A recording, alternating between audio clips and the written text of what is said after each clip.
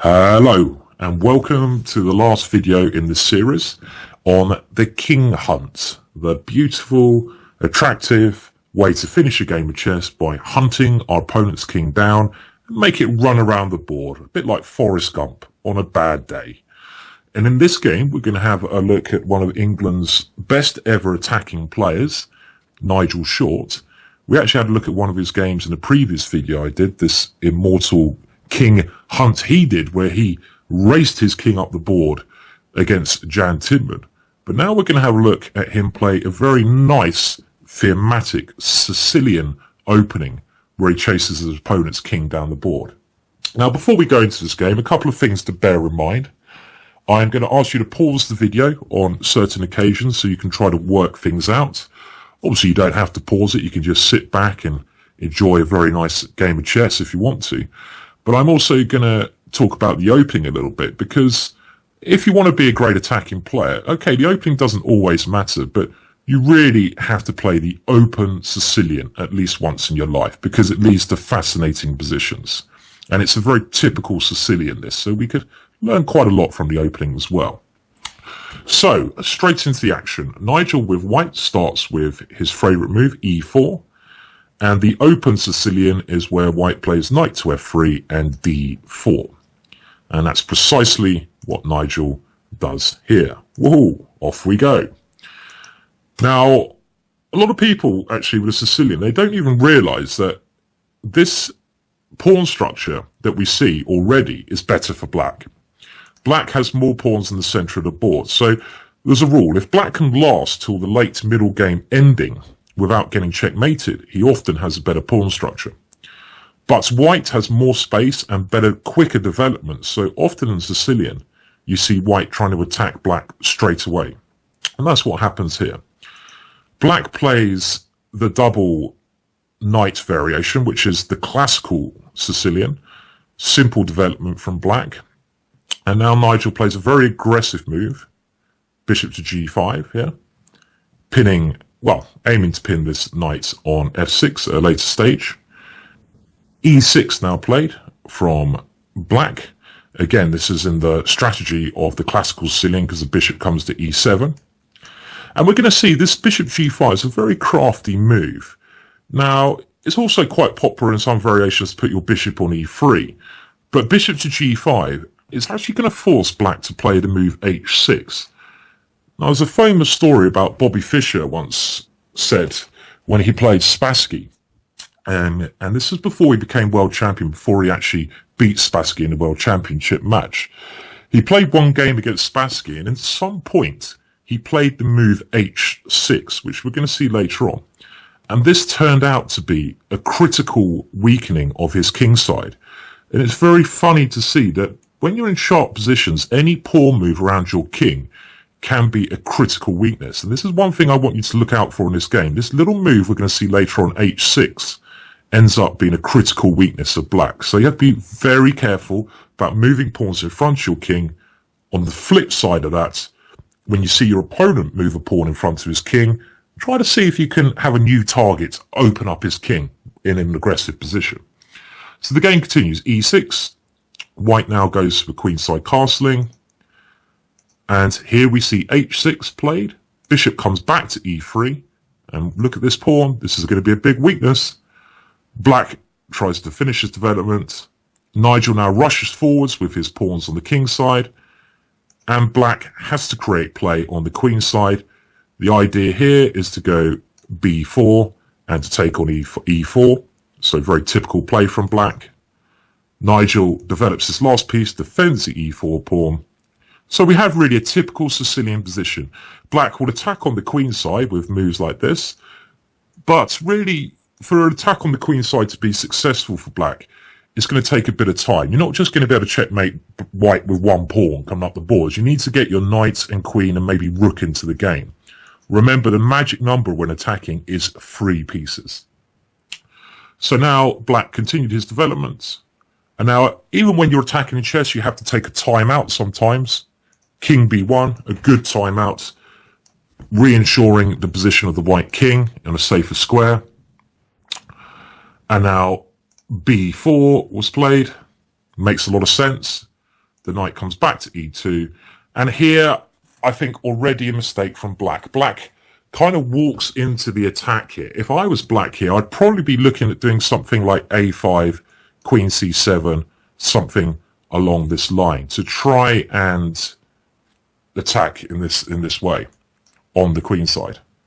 Instead, castle's now played from black here, and this really now walks into this attack I was saying. So have a think about this position. Black has played this move h6. You have a typical Sicilian position. Now you have a number of crazy ways you can attack. Maybe you don't have to always go crazy to create pieces of art. What would be another simple way to try to take advantage of this h6 move? How can you open up the position of the black king? Pause the video now and have a think about this. What plan to make? Well, a very nice plan here is at some point to simply go g4, g5, because this will either make black take on g5 when you're opening up his king a little bit more, or if he does not take on g5, you'll be able to take on h6.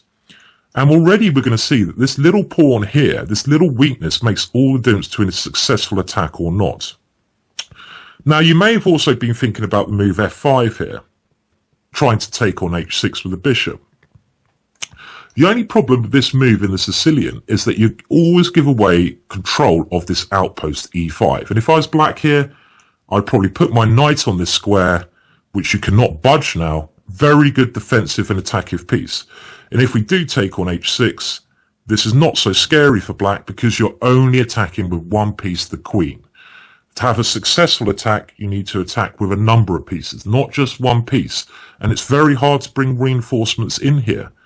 It's hard to get the rook around because the knight stops this. So I don't think this is quite going to work. So in actual fact, the move played, which was h3 here, is a much better move. It's slow, but it's effective. We just go g4, g5. Black continue queen c7, far too slow. g4, off we go. Queen b7, black trying to get some pressure against the pawn on e4. But white simply defends this now. Black exchanges one piece off, keeps up with his plan of attacking e4. And again, we don't need to go crazy. If we go g5 too quickly, for example here, well, black can take on e4. And even though we might be able to build up some attack here, there's no point prematurely going forwards, giving up a pawn and taking unnecessary risks in chess. Yes, we can play risky chess, but only when it's justified. Here, there's no reason to say we shouldn't go rook e1 first, defending the pawn on e4. g5 is still going to come, so only play it when the timing is right. Rook to e8 played to try to give the bishop to f8 a defensive measure. So, of course, g5 played in this position. And now again, black's in trouble. If he doesn't take, we take on h6. Imagine how better his position would be if the pawn was back on h7. It would make all the difference. Much harder to break down his king side. So black took on g5 and now moves his knight to d7. With the idea of, like we mentioned before, trying to come into the outpost on e5 with his knight. So this is the major point in the game, and this is the turning point really now. Now, what white's done so far, he's built up his pieces in a logical, sensible way. He's played developing moves, he's castled, he's even taken a timeout to put his king on b1. And he's done everything perfectly, but he hasn't done anything crazy. It's been a build-up of slow, logical moves. Now, black, on the other hand, has played far too slowly. He also weakened his king with h6. So, naturally, it might be time to do something serious here. So have a good think about this position. I'm going to ask you to pause the video in a minute. And remember, sometimes in chess, it's better to be violent. Remember my golden rule? Look for the crash bang wallop move. Look for a way to crash through to your opponent's king. That includes looking at captures that lead to a series of checks, to lead to a series of threats. See if you can do that here against your opponent's king. And if you can't do that, bring in reinforcements. But first of all, crash bang wallop. So, pause the video now and tell me what you'd play. Well, a beautiful move here, and the move played. There is indeed a crash bang wallop move. And that is because black has so many pieces on the wrong area of the board. At this moment in time, he's left his king undefended on g8. Given a bit of time, he will plug the holes. He'll put a knight on e5, a bishop on f8, and this will help him defensively. So attacking is often all about timing. You've got to strike while the iron is hot, and it is indeed pretty boiling in this position. The move to play, bishop takes g7. Congratulations if you found this great attacking move. Other moves we're not even going to consider because we should be following the rule, crash, bang, wallop. If it does work, we don't look at other options. So if you didn't see this move previously, try to work out what white's idea is now to create checkmate threats, to create checks on every move from here on in. Try to calculate as far as you can, and then when you're happy with your calculation, we'll compare it to what was actually played. Well, the idea is after king takes g7, we continue with another check. Of course, knight to h5 check. And here, what does black do? In the game, the black king decided to go forwards. Now, if the black king had gone to g8, white has a very logical way to continue the attack. Now, how does white continue the attack here? Pause and think about how you can open up lines and bring in more of your pieces towards the black king here. So pause the video now. Well, the key move now is the opening move g6. And this does two things. Number one, our rook can get lined up against the opponent's king. Number two, our queen now has access into this very important square. And there's nothing black can do to stop checkmate here because his pieces are too passively placed. For example, if he takes on g6, we come in with our queen, threatening queen g7 and queen takes g6. Let's say black tries to defend that one. Simply now, queen takes g6, check. We only have two pieces attacking. In order to checkmate, we often need the magic number of 3 pieces. Rook g1 brings in the third piece, and black cannot stop checkmate in this position. So this is just simply winning if he goes to g8 with the king. Now, if he goes to f8, it's the same story. We go g6, but this time we're even coming in with check here. And of course, we could say if he goes to h8, it's exactly the same thing. I mean, we could try g6. We could maybe try bishop f8 here, but it's not going to help him. He's too weak on the king side. One line here would be rook g1, bringing in another piece to the attack, threatening g7. If he takes our pawn, we just simply take, let's say, knight to e5.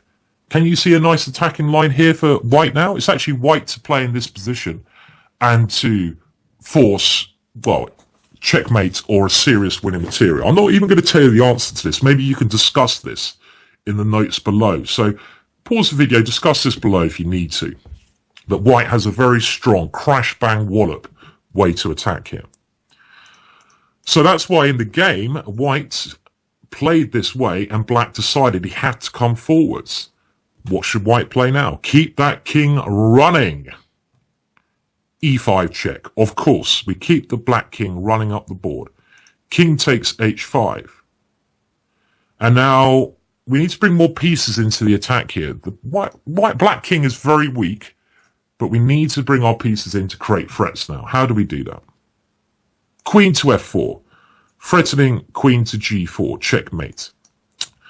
Very difficult position. Black tried to get rid of this pawn on g5. And again, I'm going to ask you here, how would you continue the attack? You have a lot of weight. Well, you have two main ways to check. You can either check on g4, you can check on f7.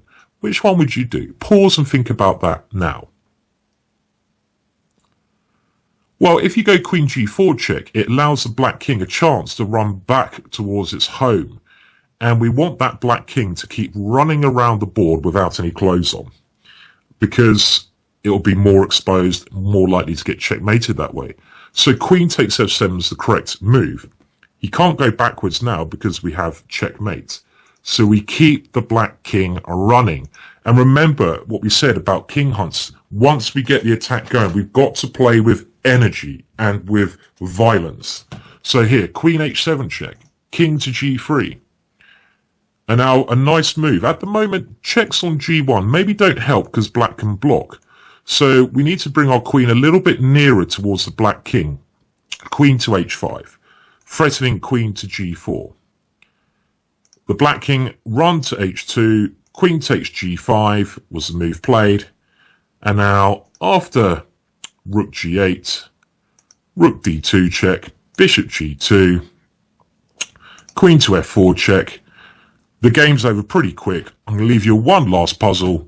If black had have played king takes h3 here, he didn't actually get this far, he resigned or earlier, what would be the way for white to win? It's forced checkmate in 2 moves. One little final puzzle for you there. Pause the video now and try to solve that one, just to get your tactic training up there.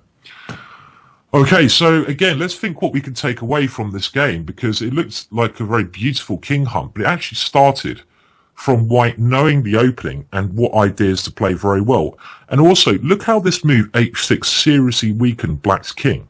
This little pawn move became a target for a white attack later on. Another thing we should remember about this game, white has developed all of his pieces before he does anything, and he doesn't rush into playing anything too sacrificial until it completely works. And only here, he doesn't even play a crazy move like g4 here. There's no need to. He has time to slowly move his g-pawn up the board. And then in this position, only when the timing is right, and only when the black king has been weakened, only now do we start calculating about 4 sequences. And here, hopefully in the game, you spot this move, and then it really, again, comes down to pure calculation, which can help you develop, help you find the right way, and hopefully then you'd have the bravivity, not even sure that's a word, but you know what I mean. You'd be brave enough to dive in and take on g7 there. Well, I hope you enjoyed this video and the other 4 videos in this series on king hunts. I'd like to actually know your ideas in future, what videos you'd like me to do more of. Would you like openings? Would you like middle games? Give me your ideas, because I do have a look at the chat. I don't always respond in the messages. I'm sorry about that. Obviously, lots of other things going on, but I do take a look at your comments. Thank you for the kind comments. And most importantly, I hope the videos that I've done have been informative, and I hope they've been fun as well, because that's what chess should be about, having a bit of fun. Thank you very much. Until next time, goodbye.